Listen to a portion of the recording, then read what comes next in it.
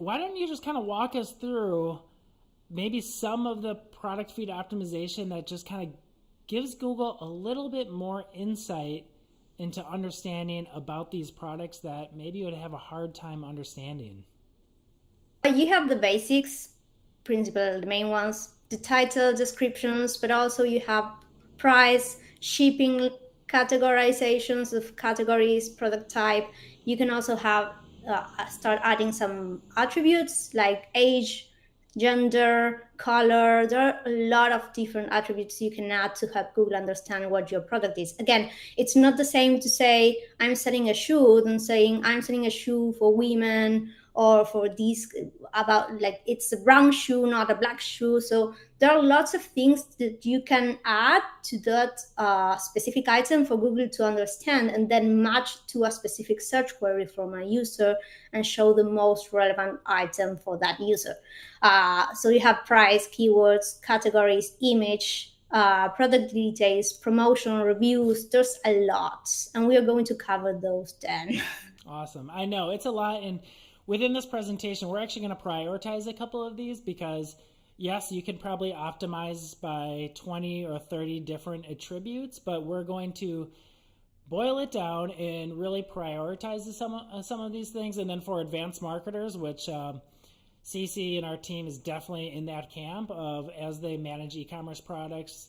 They'll even do some A/B split testing on testing different categories and subcategories just to see how that matches to users. So, yeah, thanks for sharing these. This is definitely some of the top ones, and it's important to share that in this optimizing product feeds is yes, it's pretty much critical for advertising on Google. But also, you're going to get free traffic from this. So, a couple years ago, and Cece, you probably remember this. When did Google start rolling out some free product listings? Was it like 2 or 3 years ago? Yeah, I would say 3 years ago.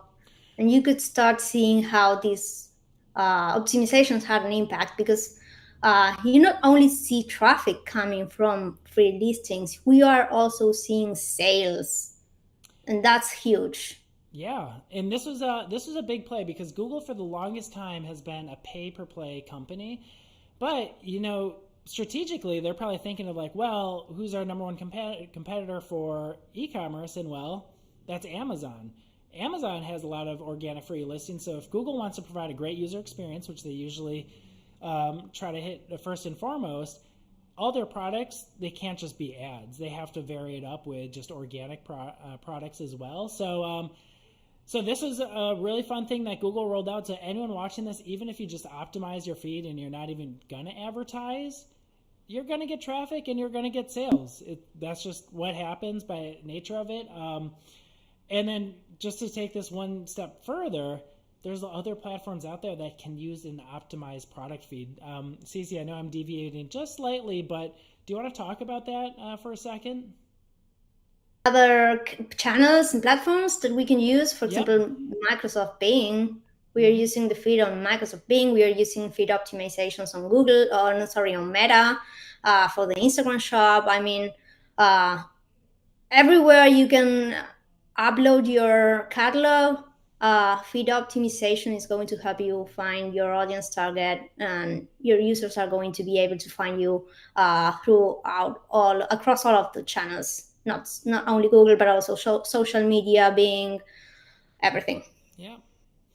So yeah, super critical, and you're going to get some free traffic. And so let's just talk for a second. So we know that Google crawlers are good, but they're not perfect. Let's go into a couple more attributes. Like what else can't Google just get from looking at a website and making up its own product feed, which Google has tried to do a few times, but just hasn't seemed to work that well. But let's talk about that, Cece, if you don't mind sharing.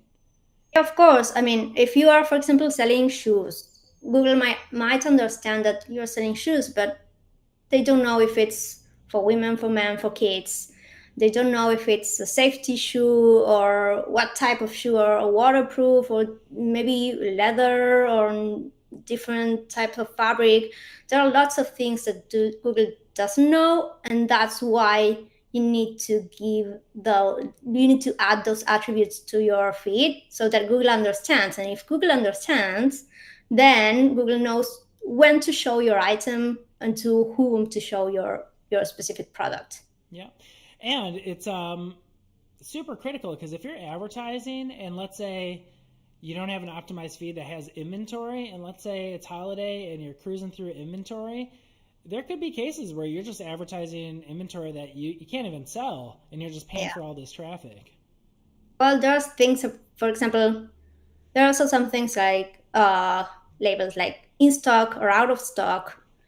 Google now crawls your web e-com website and knows when you don't have something in stock or out of stock. But it had happened with different of our accounts that sometimes Google just misreads the signals and thinks that something is out of stock when it really is on stock. So you have to be super careful with that. There are some automatic things that you can do on Merchant Center, for example, but they are not 100% accurate. So you always want to check on your feed and what Google is understanding from or reading from your website. I mean, shipping is one, out of stock or availability is another one. There are lots of things you need to be really careful. Yep, absolutely. And as we're going through this, if anyone has questions on the chat, feel free to respond while Cece and I are chatting. I'm sure someone on our team will be able to respond. So don't hesitate with sending over some of these questions.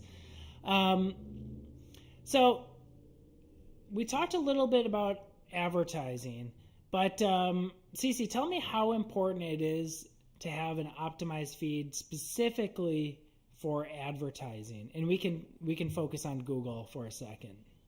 I would say that I wouldn't launch a campaign, a shopping campaign or a PMAX campaign if I do not have a feed optimized.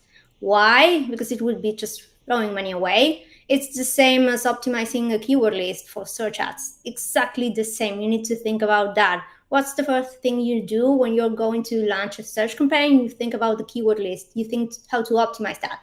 So what's the first thing you need to think about when launching a shopping campaign or a PMAX campaign is optimizing your feed.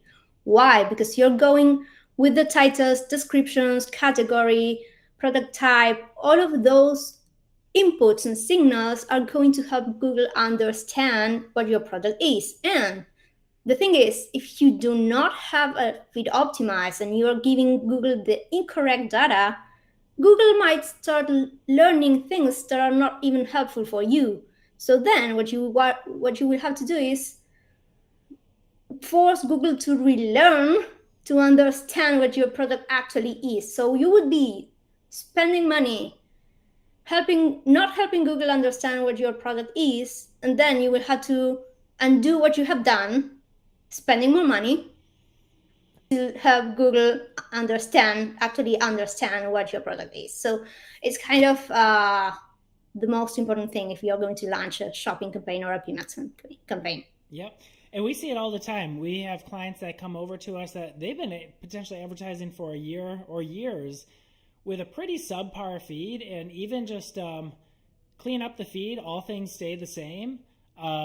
We generally see some pretty substantial jumps. So anyone who's listening, if you have a product feed, don't advertise unless that puppy is optimized.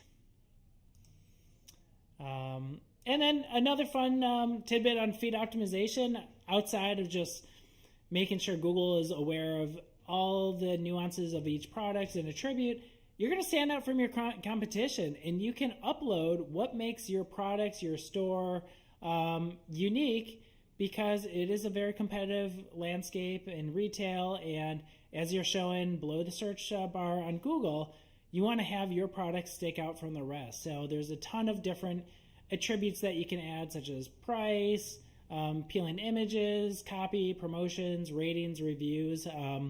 Cece, are there any that are your kind of go-to to kind of stand out from the competition a bit? I usually add to the titles attributes, unique attributes from your brand. Because if you think about it, when you start looking for something, I don't know, I'm looking for a coffee mug. and there are lots of coffee mugs everywhere. Hmm. So I'm going to Google coffee mug, and I'm going to see a lot of different brands promoting the same mug, different color maybe. So I need to think about what's going to trigger, like, how can I capture the attention of that user that's looking for something, and it has a lot of options. So I need to make sure that in the title I add some benefits, unique benefits Hmm. from that specific mag. Or even, for example, if you can add free shipping, or maybe you have a promotion, a sale, something. Just think about what will stand out from all of your competitors. You're going to be showing one card, and your card, your shopping item card, is going to be next to the other one, and to five more. So what's going to make the difference? What can capture the attention of the user? Attributes, sale, shipping, promos, and that kind of things are the most important ones. Yeah, yeah, absolutely. And especially if you're reselling products, there's going to be a dozen stores selling the same thing. So why buy from you versus others? And if the product is not unique, what it is about your store that sets yourself apart from the others, and maybe it just comes down to price. Maybe you have a promotion, maybe a free shipping, maybe overnight, whatever it might be. At the end of the day, you're marketing. You have to put your marketing hat on and just understand why should they buy from you and not your competitors. Even the store reviews, sometimes you can add the stars, the different rankings. If I have the exact same product for the exact same price, and I see that one has 3 stars and the other one has five, I would just choose the 5 stars, of Yeah. course. So those things make the difference. Yep, all the difference. Yeah, especially if you celebrate Christmas or whatever holiday that you're celebrating, and you're like me, you're a last minute shopper, and you're started shopping the week of the holiday. And if you're buying something online, you want to make sure they have 5 stars and they're actually going to get that product out to you, so you're not Yeah. going to disappoint your family and loved ones. But yeah, that definitely helps out.